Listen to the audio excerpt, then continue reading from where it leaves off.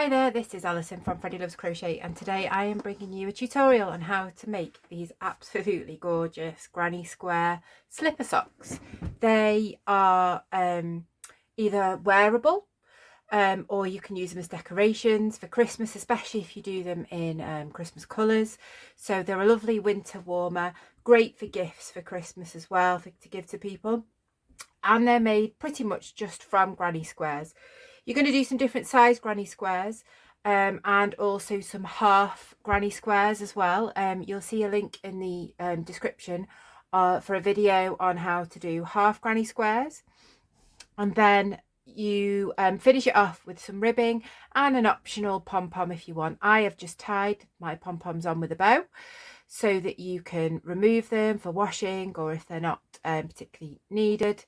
You'll need Aran weight yarn, which is a 4 worsted weight, and a 6mm hook. If you're going to follow what I do exactly, they are to fit around a sort of an adult medium-sized lady's foot, really. In UK terms, I'd say that's 5, 6, 7. They do stretch. I'll also give instructions within the video on how to change the size slightly if you want your sock to be a little bit bigger or smaller, if it's going to be a wearable. There is stretch in them, like I say. Also, blocking the squares can make a big difference in the size, so it does neaten them up and make them easier to join too. But if you block your squares on a blocking board, you'll find that you will get a little bit, they'll become a little bit bigger if it's looking a little bit small. But all instructions are given within the bulk of the video. I don't show you how to make actual regular granny squares in this video. I do have a video for that, which again I will link in the description, just for how to make a granny square. And then I'll show you with this video how to assemble it all, how to put it all together, and how to finish it off to get these absolutely adorable granny square slipper socks. So the first thing you need to do to make these slipper socks is make your granny squares. Now you need one big one and 7 small ones and 2 half ones. You'll see a link down in the comments of how to make granny squares, and then you need to put an edge on them with a single crochet edge. But the link for the video of how to do that part, if you haven't quite got to grips with that yet, is down in the descriptions. So you need to have, now for a sort of average size, I've got fairly big feet, so about 16 centimeters, which is about 6.5 inches across, and then these need to be half of that size. So these are kind of just about 3 inches, just over 3 inches, and 8 centimeters across. So these need to be half the size of that, so they should sort of just about fit together there. It's very it's very fluid if it's not quite the same size, but you should have the right amount of stitches. So for the big one, I've got 1, 2, 3, 4, 5 granny square rounds, and then I've gone round here with a single crochet US term or a double crochet UK term in the top of each stitch, as you'll see, and then in the corners I have done 2 single crochet stitches in there and just gone into the top of each stitch along, and that has made it the right size. Now if you're making these a little bit smaller for someone with smaller feet or for a child, you would just adjust this size. So you might want to make it, instead of being 16 centimeters, you might want to do 15 or 14. They will stretch as well, so it's, you know, it's not an exact shoe size sort of thing. And then whatever you do with that one, make these half that size. So these have just got 2 rounds of a granny square, and then you can see there's a single crochet around it there, again 2 stitches in the corner. Once you've done your 7 small, your 1 big, and your 2 halves, if you're not sure how to do these, please see a video underneath, a link underneath of how to do them. They're really, really simple and really quick. Once you've done them, come back to this point and I'll show you how to start putting them together. So as you can see, these are where I'm going to start to sew on first. I'm going to twist that around a little bit there. So you'll see that I've left my tail ends quite long, That is purposeful because it'll help me to sew things on and sew together, so I'm not adding extra tail ends to sew in. That's personal preference, you don't have to do that, but I've kept them long enough to sew. So what you're going to need to do now, just going to zoom in, is sew along here. So I'm going to start you're going to attach them where in the position that they're in, you're going to attach them. So thread your needle with one of your tail ends. Hopefully you've if you haven't got them long enough, don't worry. Then you're going to the adjacent stitch on the big square. You're going to go in there and then back in to here. This is my preferred way of sewing granny squares together, but you can do it however you prefer as long as they're attached. Then I go back and forth through both squares. I go through both loops of the stitch at the top there in this kind of mattress stitch here, just to join them, and it gives like a nice flat join as opposed to one where there's a bump there, how it's joined together. So you're going to do that on all three to start off with. So I'm just going to zoom back out.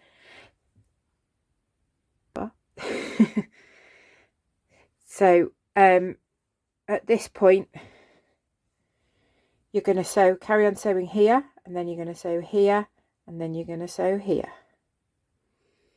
Once you've done that, pause it here. Once you've done that, come back and I'll show you what to do next. So once you've sewn these three on here in this position, this is the outside of it, the side that you want to be the outside of your slipper. So once you've done that, you're then going to flip it over so that they are this way around. So this is going to be the inside now, and how we sew it together is going to be the inside there. So we're going to do the toe end first. So this is going to be the toe end, and this ends up being around the back of the heel here. So to start off, this edge needs to be sewn to this edge, and I'm just going to demonstrate this so that you can do it rather than me sewing it all, because you'll be here for hours watching this video in that case. So that edge sews to there. This is the toe. This is where your toes will be here, and then we sew that to there as well. So that, once again, I'm going to turn it over again. So that one flips over to there. Sew up here and sew up here. Okay, and you'll see that now part of the bigger square forms the side of the foot. This part now, we bring this edge, this is of the big square, this edge we bring to there. So you're then going to sew that here. So this is your toe. This is the top of your foot here. So we sew it along there, and we also sew these edges together here. So like that. There.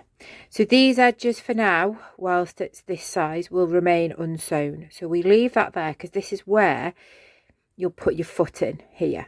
Okay, so we're not going to sew those. So then we've got one last little thing to do, which is to just sew the back of the heel.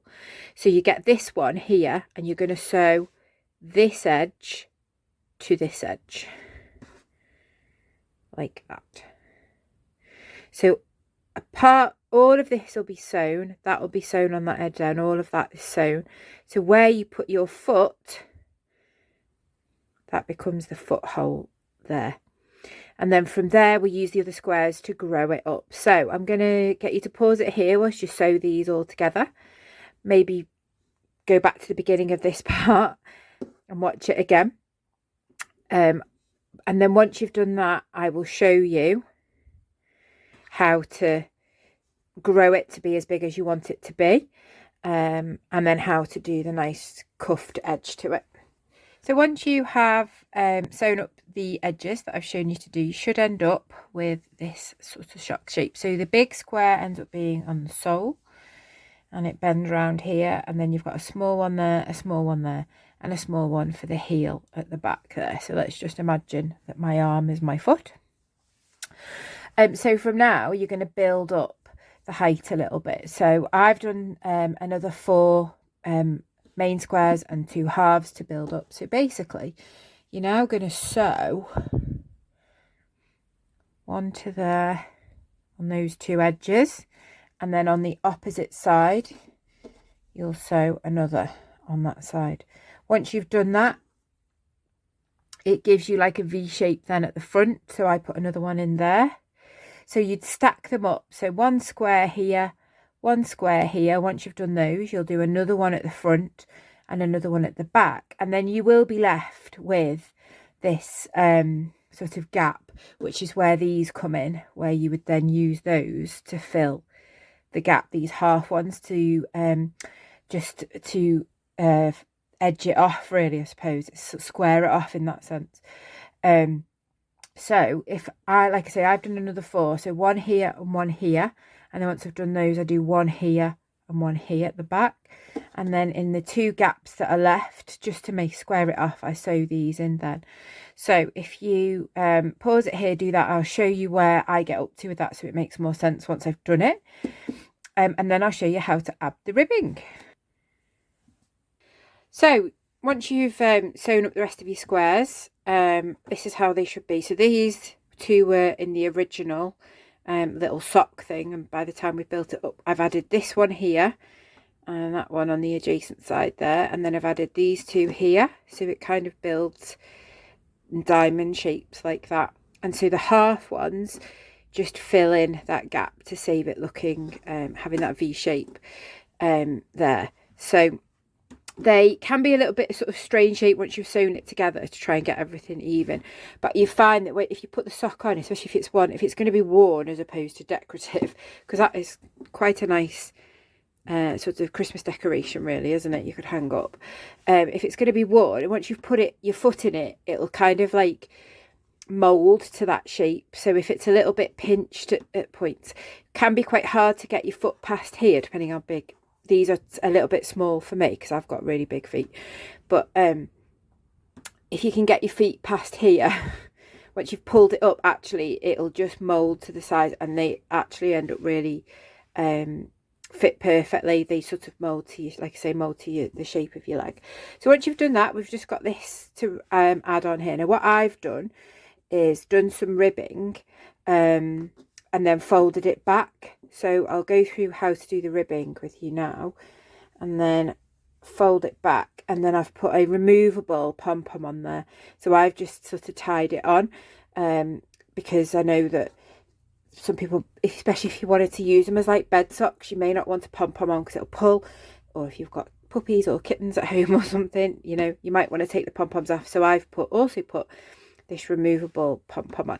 So the last thing to do then is just to do this ribbing, which I'm going to show you now. So for the ribbing, I am going back to this colour, and I'm going to start off by putting a slip knot on my hook. Same size hook as I used to make the squares. So it's up to you where you start. It's a fairly seamless join anyway. You'll see that that's where I started on this one.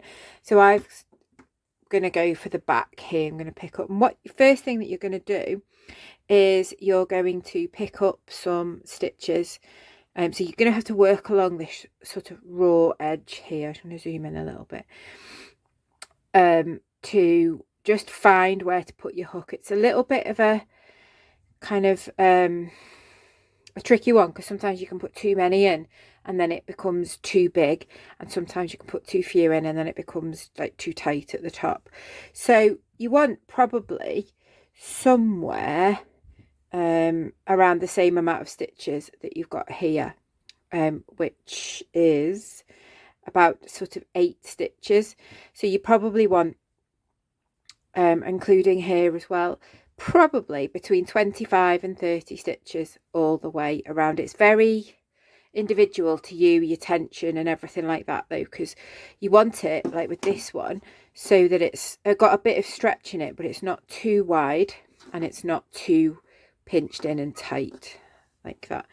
And all this ribbing is, if you've not done it before, is the it's a double crochet US term, treble crochet UK term, and we're just going to go all the way around now, just picking up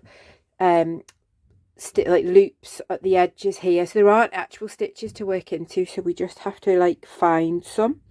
So I'm going to start just here. I'm going to put my hook in just to attach. So yarn over, pull it through there, and then just do a slip stitch just to pull that through. And I'm going to start off with a chain of 3, which counts as my first stitch there. And then I'm going to do another one in here.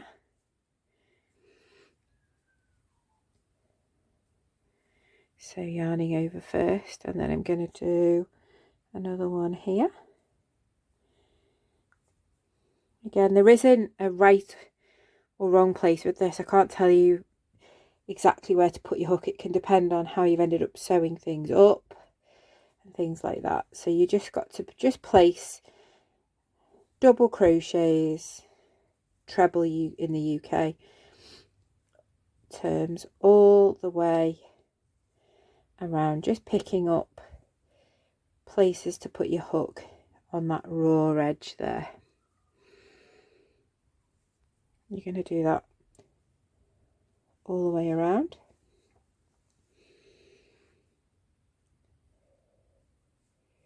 Put another one there actually, because this is where if you did a magic circle, which I did for these half ones, you can't really get into the middle of it there, so I'll put 2 just before it, and then I'll put 2 just after it. If you did a chain 4 and join for that, you might actually have a little bit of space where you can do that.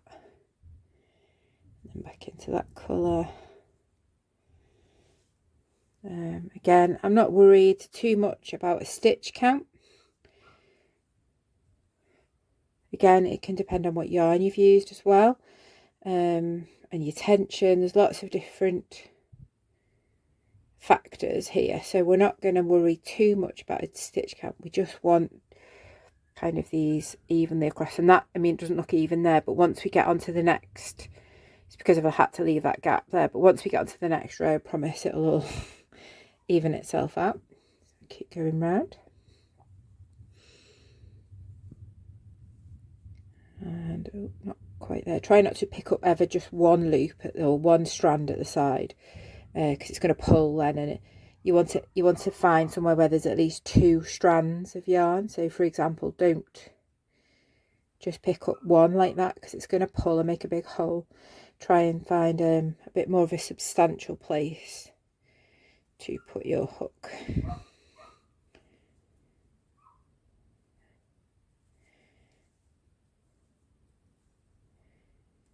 There we go. So this is, we're up to this bit again where I'm going to do 2 on that side, and then I'm going to skip where the magic circle was, put 2 on the other side, and again it'll all even out. And to be honest, we're going to fold over this cuff anyway, so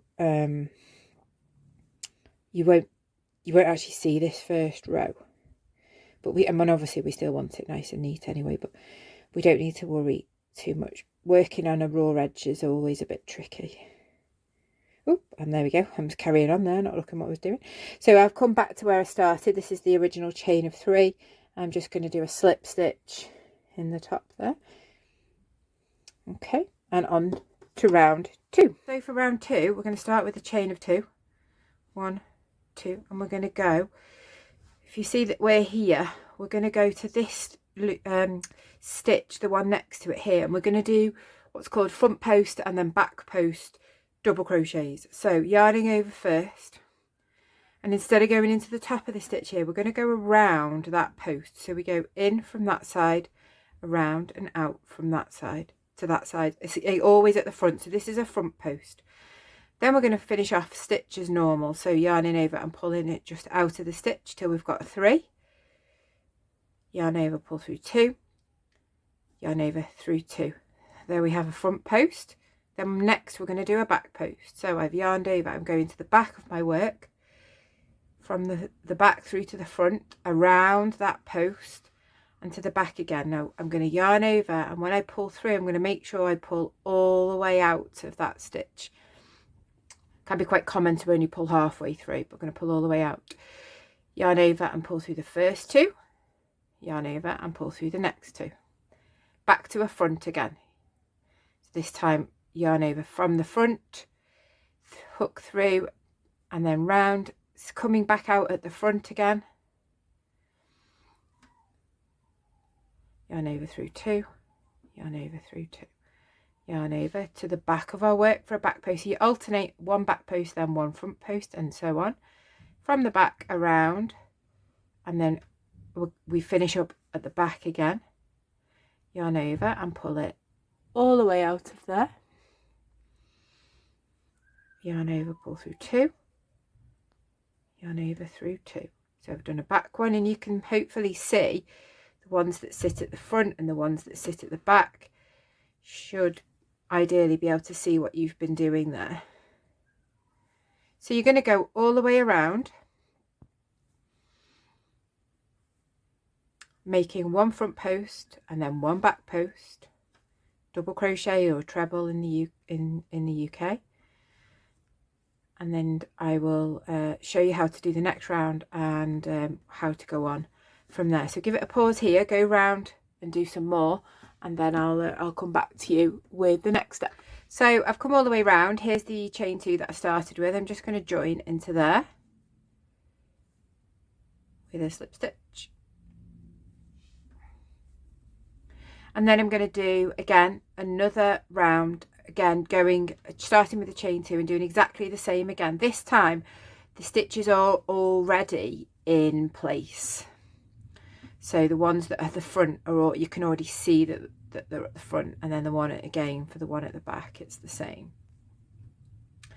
So how many rows of this you do is entirely up to you. I wanted my cuff to be about 2 inches, and I did, I think, about 7 rows of this in total, but again, that is very individual to you, your tension, your yarn and things. So somewhere I would say between 6 and 8 is probably about right if you're using Aran yarn, but again, there is no right or wrong answer for that. Apologies if you can hear barking dogs in the background. It is my neighbour's dogs that never stop barking. So I will meet you once you have done a few rounds and you've got the cuff to the size that you want to be to finish off. So there you go, the ribbing is done. You'll see how it kind of, where it was a little bit uneven there, once you've got these stacked stitches on the top, you don't really notice that. And then finally you can fold it over anyway, and then if you want to add a pom-pom, you can, I use a little pom-pom makers, or you can just use some cardboard or something to make one, and I, like I said, have done it so it's removable. Not everyone wants them, but there you go. Granny square slipper socks, absolutely bonkers but also really, really cute, lovely, festive, especially in festive colours, and if they weren't going to be worn, they would look absolutely lovely as a decoration hanging on your mantelpiece. Thank you very much for watching this tutorial. Please do give it a like, a comment and a subscribe, and I'll see you again soon for some more crochet tutorials and patterns. Bye now.